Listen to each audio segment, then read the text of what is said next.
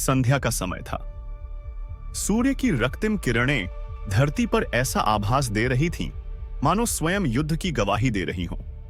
गंगा के किनारे स्थित हस्तिनापुर के महल में अंधे सम्राट धृतराष्ट्र सिंहासन पर बैठे थे।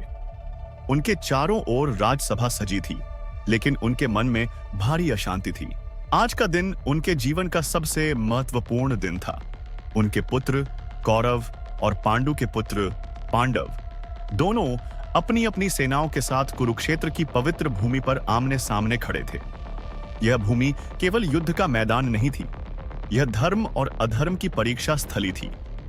इसी भूमि पर यह तय होने वाला था कि कौन विजयी होगा और कौन पराजित। राजसभा में मौन छाया हुआ था। धृतराष्ट्र के मन में अनेक प्रश्न उठ रहे थे। उन्होंने अपने विश्वस्त सारथी और दूत संजय को बुलाया। संजय कोई साधारण व्यक्ति नहीं थे। उन्हें महर्षि वेदव्यास के वरदान से दिव्य दृष्टि प्राप्त थी। वे महल में बैठे बैठे ही युद्ध क्षेत्र में हो रही हर घटना को देख सकते थे। धृतराष्ट्र ने गहरी सांस ली और धीमी आवाज में बोले, संजय, कुरुक्षेत्र जो कि धर्म भूमि कहलाता है, वहां पर एकत्रित हुए मेरे पुत्रों और पांडवों ने क्या किया? संजय ने अपनी दिव्य दृष्टि से कुरुक्षेत्र का दृश्य देखा। विशाल सेना, गज, रथ, अश्व और पैदल सैनिकों से घिरी हुई भूमि। युद्ध की गर्जना से आकाश गूंज रहा था। एक ओर पांडवों की सेना थी, जिसके ध्वज पर हनुमान विराजमान थे। दूसरी ओर कौरवों की विशाल सेना खड़ी थी, जिसका नेतृत्व भीष्म पितामह कर रहे थे। धृतराष्ट्र की आवाज में चिंता झलक रही थी। वे जानते थे कि उनके पुत्र दुर्योधन अधर्म के मार्ग पर चल रहे थे, लेकिन फिर भी एक पिता के रूप में वे अपने पुत्रों की विजय की आशा कर रहे थे। संजय ने उनकी जिज्ञासा को शांत करने के लिए कुरुक्षेत्र का दृश्य विस्तार से वर्णित करना शुरू किया।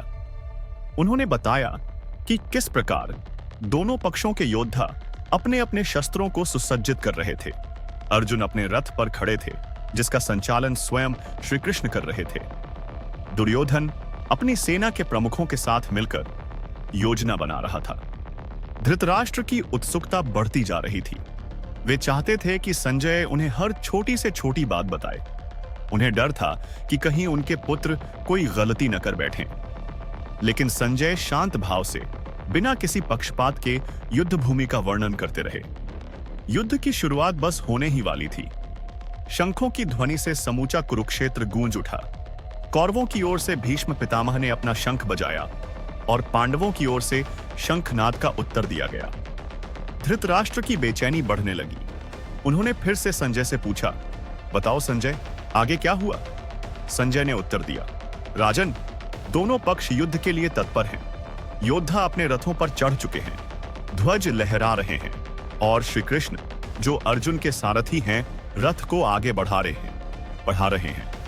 धृतराष्ट्र मन ही मन सोच रहे थे कि यह युद्ध केवल सिंहासन की लड़ाई नहीं है, यह धर्म और अधर्म की लड़ाई है। लेकिन क्या उनका पुत्र धर्म के पक्ष में है, या फिर यह युद्ध उनके कुल का विनाश कर देगा? संजय आगे बोले, राजन, युद्ध का प्रारंभ होने से पहले ही अर्जुन ने कुछ ऐसा कहा जो सबको चौंका देगा। धृतराष्ट्र का हृदय तेजी से धड़कने लगा। वह जानना चाहते थे कि आगे क्या हुआ, और इसी प्रश्न से गीता का प्रथम अध्याय आरंभ होता है, जो युद्ध भूमि में अर्जुन की मनस्थिति और श्री कृष्ण के उपदेशों की पृष्ठभूमि तैयार करता है।